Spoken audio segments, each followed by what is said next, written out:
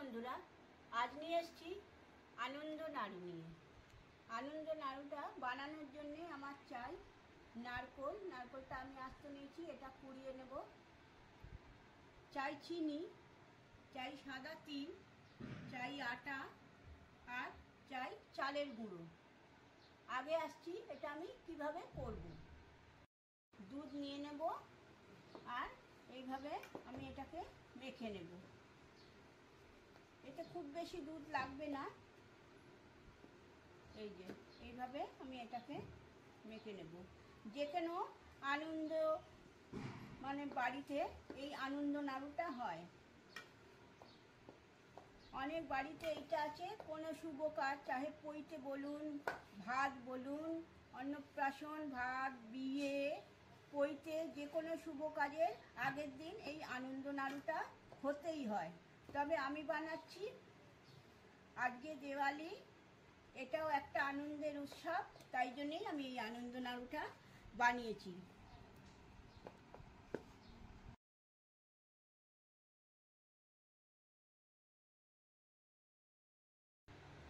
এই যে দেখুন বন্ধুরা, আমার এই যে আনন্দ নাড়ুর এটা মাখা হয়ে গেছে। যতটা দুধ দিয়েছিলাম দেখুন এতটা দুধ বেঁচে গেছে। এবার আমি এই থালাতে বানিয়ে রাখবো। প্রথমে আমি এতে একটু রিফাইন তেল মাখিয়ে নিয়েছি, আর হাতেও দেখুন রিফাইন তেল মাখিয়ে নিয়েছি। এবার এগুলো আমি একটা একটা করে নেব, আর এটাকে খুব ভালো করে হাতে জোর দিয়ে এরকমভাবে টিপে নেব। তারপরে এই যে এরকম করে করে গোল করে নেব। এই যে দেখুন এরকমভাবে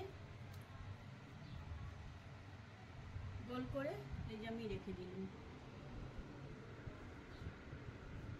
এইরকমভাবে আমি সবগুলোকে খুব ভালো করে করে প্রথমে চেপে চেপে এটাকে টাইট করে নিচ্ছি। সলিড হয়ে যাবে, এটাতে ভেতর ফাঁপা থাকবে না। তারপরে এটাকে আমি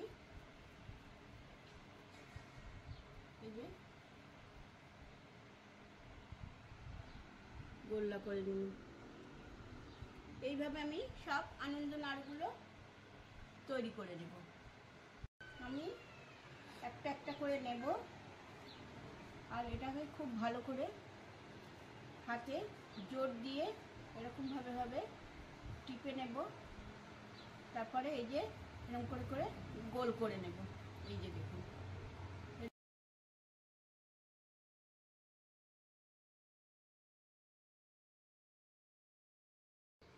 হ্যালো বন্ধুরা, দেখুন এই যে আমি আনন্দ নাড়ুগুলো ভালোভাবে পাকিয়ে নিয়েছি। এই যে এই কটাই হয়েছে।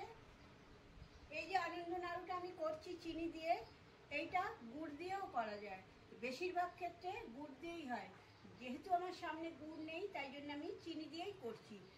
এইটা ভাজার জন্যে প্রথমেই আমি রিফাইন তেল ঢেলে নিয়েছি। রিফাইন তেলটা খুব ভালোভাবে গরম করে নিতে হবে।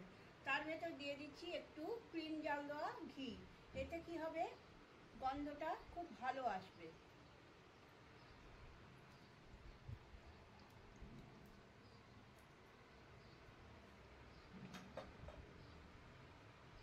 এবারে আমি এটাকে ভালোভাবে মিলিয়ে নিচ্ছি। আর এটাকে যখনই আপনারা ভাজবেন, বা আমিও ভাজছি, এটাকে তেলটা খুব ভালোভাবে গরম করে নিতে হবে। তারপরে গ্যাসের ফ্লেমটা আমি একদম কমিয়ে দিয়েছি। এবারে ঠাকুরের নাম নিয়ে, আর এই যে আনন্দ নাড়ু এই প্রথমেই আমি করছি। এই যে প্রথম ঠাকুরের নাম নিয়ে প্রথমে একটা ছেড়ে দিচ্ছি।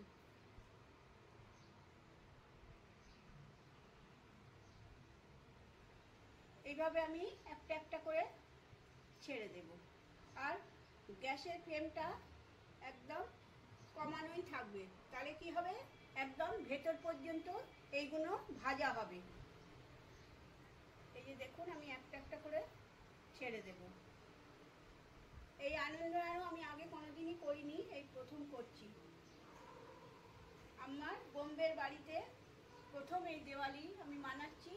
এই আনন্দের উপলক্ষেই আমি এই আনন্দ নাড়ুটা করছি।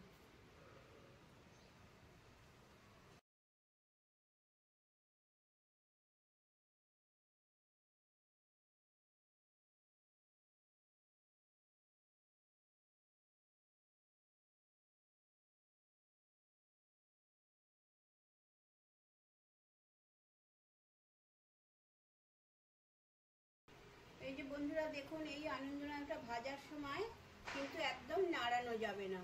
হ্যাঁ, আমি প্রথমেই দিয়ে দিয়েছি, দেওয়ার পর দেখুন আমি এখনো নাড়াইনি, আমি ওয়েট করছি, কারণ এটা ক্র্যাক হওয়ার ভয় থাকে, তাই জন্যে ওরা নিজের থেকেই উঠবে ধীরে ধীরে।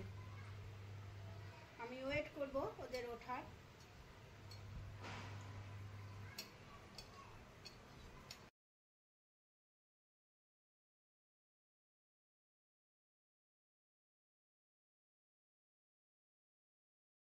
এই যে দেখুন বন্ধুরা, আমার প্রথম খোলাটা হয়ে গেছে। এই যে দেখুন, আর এই যে দেখতে পাচ্ছেন একটুখানি ফাটা, এইটার মানে হচ্ছে এটা একদম পারফেক্ট হয়েছে, এর পাকটাও হয়েছে, একদম ভাজাটাও হয়ে গেছে। এইরকম যদি হয়ে যায় একদম বন্ধুরা আপনারা ঘাবড়াবেন না, কারণ আনন্দনাড়ু চেনার এইটাই হচ্ছে যে টেকনিক, হচ্ছে যে আনন্দনাড়ু ভাজার সময় এইরকম একটু একটু ক্র্যাক হয়।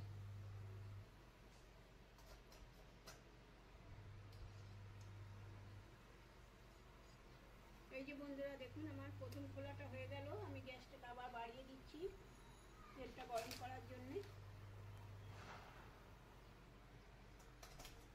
আর এটা ধিমা আঁচেই করতে হবে। এই যে দেখুন, প্রথম খোলাটা আমার হয়ে গেছে।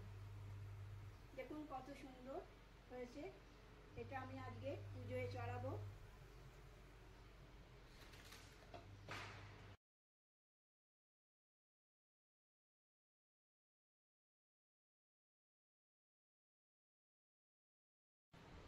এই যে তৃতীয় খোলাটাও আমি এই যে ছেড়ে দিচ্ছি। দেখুন তেলটা গরম হয়ে গেছে, গ্যাসের ফ্লেমটা আমি কমিয়ে দিয়েছি।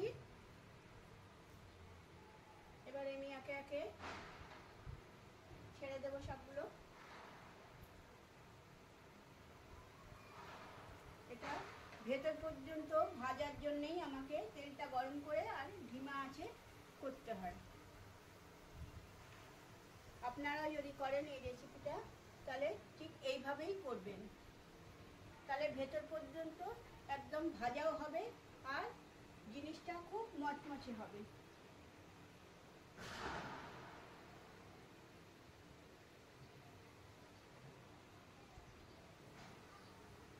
বন্ধুরা, ওদিকে আমি তৃতীয় খোলাটা চড়িয়ে দিয়েছি। আর এই যে দেখুন নাড়ুগুলো, দেখুন এই যে আনন্দ নাড়ুগুলো দেখুন, সবগুলো একটু একটু করে ক্র্যাক আছে। এইগুলোর দেখলে বোঝা যাচ্ছে যে এগুলোর পরিমাণগুলো, যে যে জিনিসগুলো দিয়ে আমি আনন্দ নাড়ুটা তৈরি করেছি, একদম সহি পরিমাণ হয়েছে। এতে লেগেছে যেরকম নারকোল, চিনি, আটা, চালের গুঁড়ো আর তিল।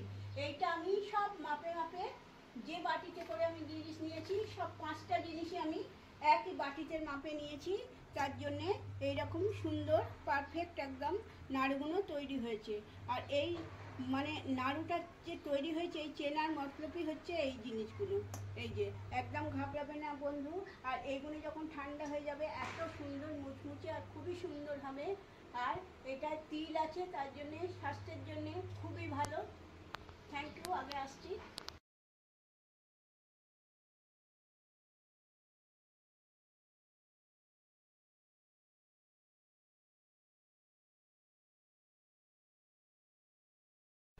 এই যে দেখুন বন্ধুরা, আমার আনন্দ নাড়ুগুলো সব ভাজা হয়ে গেছে। এবার আমি ঠাকুর ঘরে রাখতে যাচ্ছি। এই রেসিপিটা যদি আপনাদের ভালো লাগে, প্লিজ ফ্রেন্ড একবার আপনারা করে দেখবেন কেমন লাগে। Thank you friend.